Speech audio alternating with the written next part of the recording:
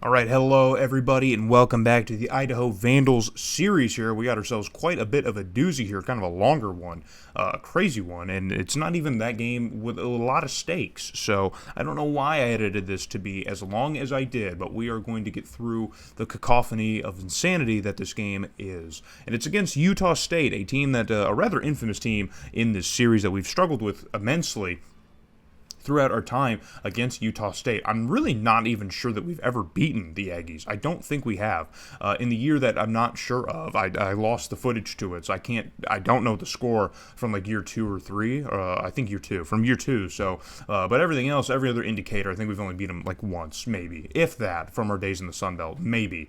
But Utah State is coming to Moscow once again for a familiar game here, but we have some disciplinary things to take care of once again. Doug Nolan is suspended here. We have some suspensions to dole out to our players because no one wants to behave themselves on this team. I have no idea still how that mechanic works, and I think we're just going to get ourselves in even more trouble as the year progresses with the NCAA, because they're going to do what they want to do, and I'm going to do what I want to do, which is suspend our guys for like a couple quarters because it saves points.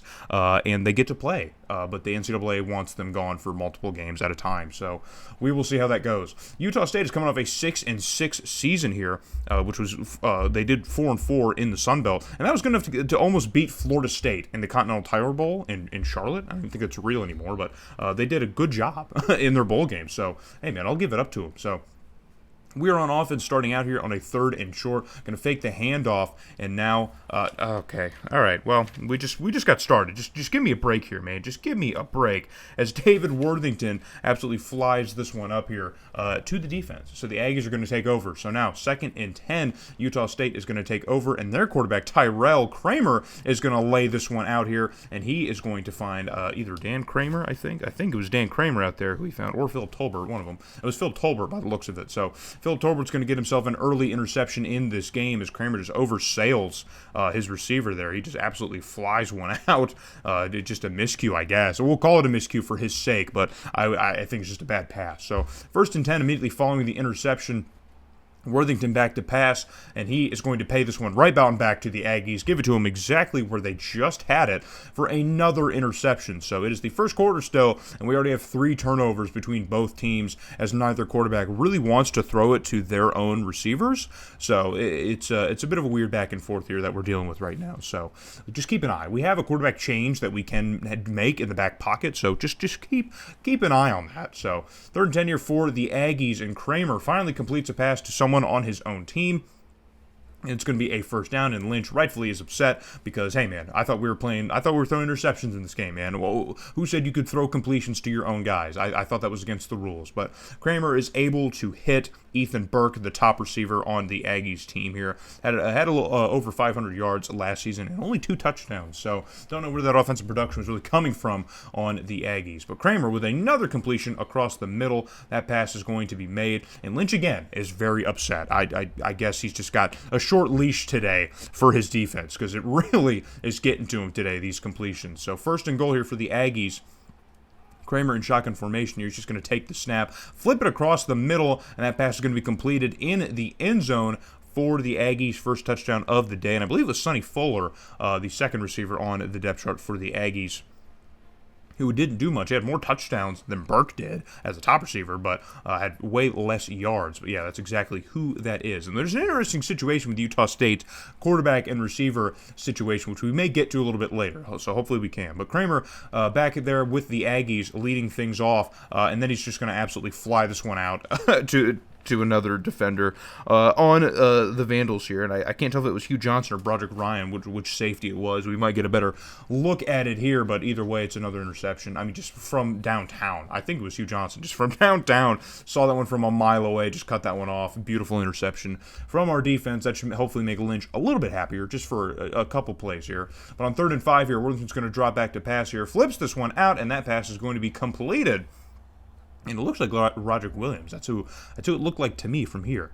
we might get another better look at it. And it was. It's Roderick Williams, man, tapping in here. It was a good route to run. I think Worthington threw that pass a little bit too early. Probably should have waited for Williams to get closer to the sideline, but hey, he's the quarterback, right? So on the next play here, we're going to hand this one off. A little bit of a fullback play here. We're going to, that's a backup fullback, I believe.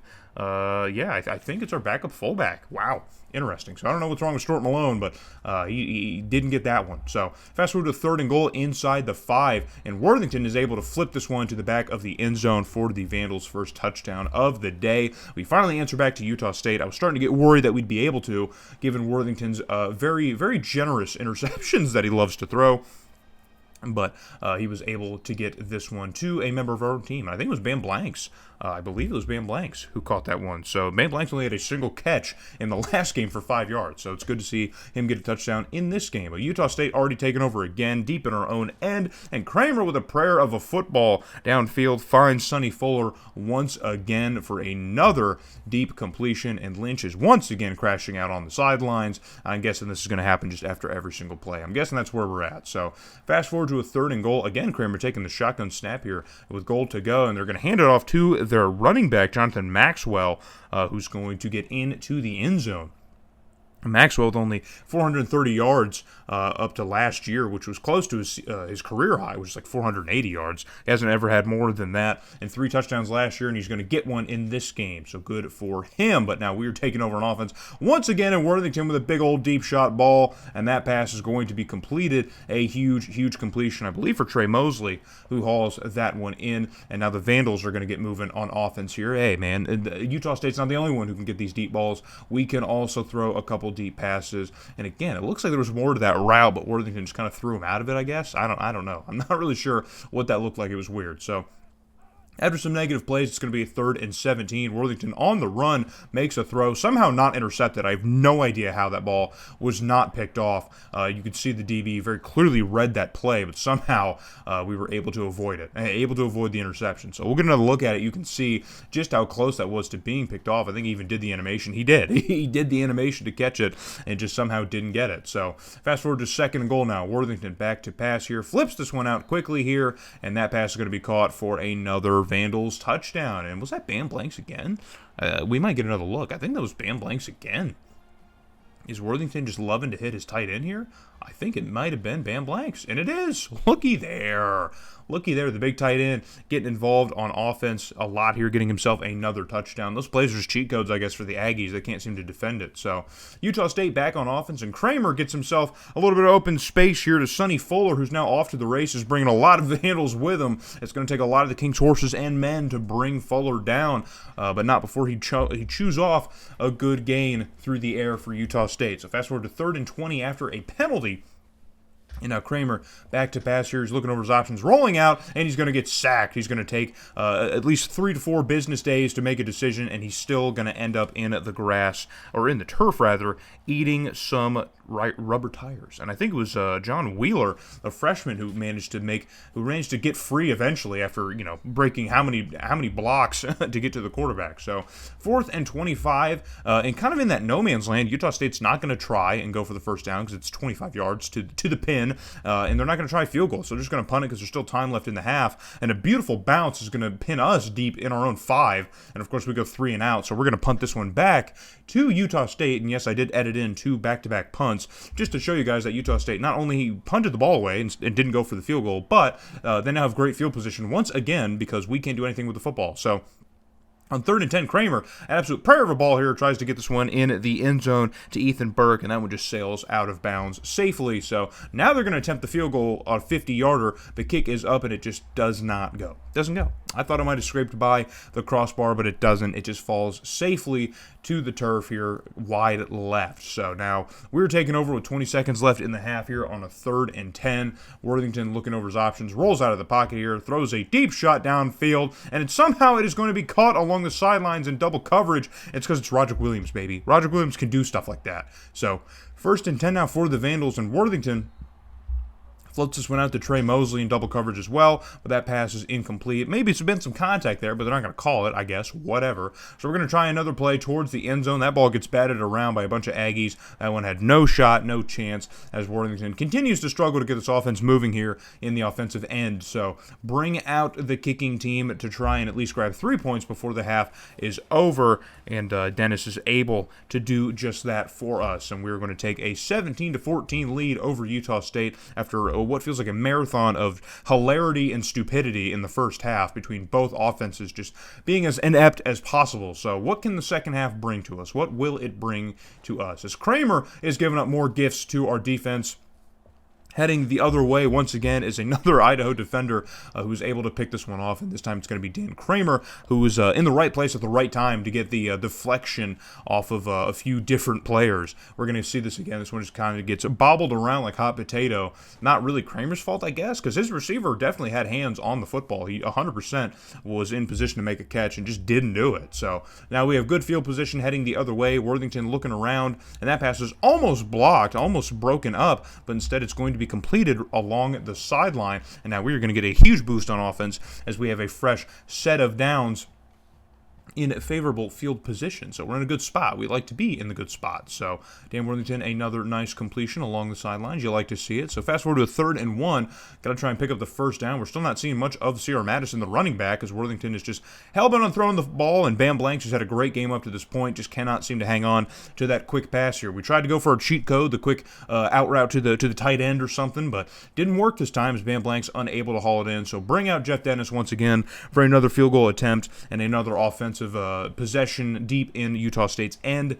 Ends up in a field goal, ends up in 3 points. So out of all that play that we've had, out of all the time that we've seen pass by, we still only hold a 6-point lead over Utah State. But hey, as long as they're going to continue to give up gifts like that, we are happily going to take them. So now that is the 6th turnover in this game combined between both teams. And now is a good time, I guess, to talk about Utah State's weird quarterback situation. So you see number 19 at the bottom of your screen on that replay. That's their quarterback. He is their quarterback. So Utah State has 2 quarterbacks on the roster that are 84 overall. Kramer is a redshirt senior, and he's getting the start. And then their second receiver, Javon Swift, who is, quarterback, who's now playing receiver, lined up at receiver. He's the other quarterback on the roster, and they've used him at quarterback a little bit, or they've used him at receiver a little bit over the years. So this tells me that they've just used him there. He might be an athlete or something. I don't know. But I guess he's better as a receiver than a quarterback. He's like a 76 overall receiver, so weird. But Utah State, I guess, decided that Kramer was the better option at quarterback.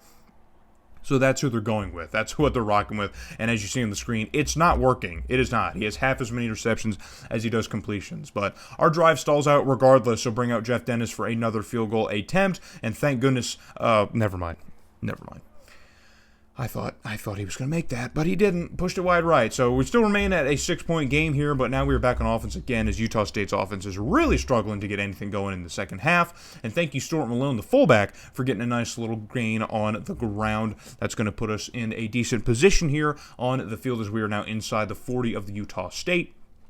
And again, Stuart Malone's going to get the call on the ground, another fullback dive, and he gets another nice little pickup here. So I haven't seen anything of C.R. Madison, who had a decent game against Boise. He had 94 yards on 22 attempts with a touchdown, but we haven't seen really much of anything from C.R. Madison in this game. And there you see him. He's not injured. He's perfectly healthy in this game, but he's just not, I guess, getting the call. So on third and long here, Worthington's got to make something happen. Takes a shot towards the end zone, and that passes in and out of the hands of Trey Mosley, it looks like. I think the way that the camera panned, it looks like he might have had it in his hands for a brief second, but was unable to hold it in. So he says it's on him. So I guess maybe he did drop it. So bring on Jeff Dennis for another field goal. He just missed a 36-yarder, but how about a 40-yarder?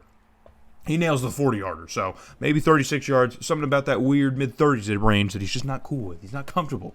He's better under longer pressure, I guess. So after all of that, guys, all of that football back and forth, we still only have a 9-point lead over Utah State. So a touchdown puts the Aggies right back into this game, and with a full quarter, we can't rule it out. So, but Kramer in a screen pass completely airmails this one over Maxwell's head, and that one bounces out of bounds. So Utah State going to keep the offense on the field here in 4th and 10 because it's desperation mode for the Aggies. Kramer's going to drop back here, floats this one out here, and that pass is going to be made by their second quarterback, Javon Swift. I was hoping that we would see a reception from him in this game, but we do. So Utah State from one quarterback to another manages to pick up the 1st and 10 on a 4th and 10. So that's a huge breakdown from our defense. So now 1st and 10 for Utah State in the red zone. Kramer takes the snap, takes another shot to that side of the field, and it's going to be caught for another Aggie touchdown. And finally, Utah State answers back on the scoreboard after an entire third quarter of Jack Diddley squat. They finally get back on the scoreboard and add the deficit, I guess. They erase some of the deficit. So now it is a 2-point game, and so we need to do something on offense to try and keep this game out of bay. And then Worthington says, hey, is now a good time to throw another interception? I've only thrown a couple. I'd like to throw 3, sir. And he does just that. So 7 interceptions in this game. Not just 7 interceptions. Okay, 7 turnovers, and they're all interceptions. So both quarterbacks having an absolute field day right now inside the Kiwi Dome. I don't know what to do about that. But Kramer absolutely dots this pass on the sidelines. Good Lord, absolutely dots that pass. Did you guys see that? Oh, my goodness. What a beautiful, beautiful pass. I'll give it to Kramer, man. He's absolutely had a horrendous day, and it's only getting worse, but that was a decent pass. So maybe it is starting to get better. Who knows?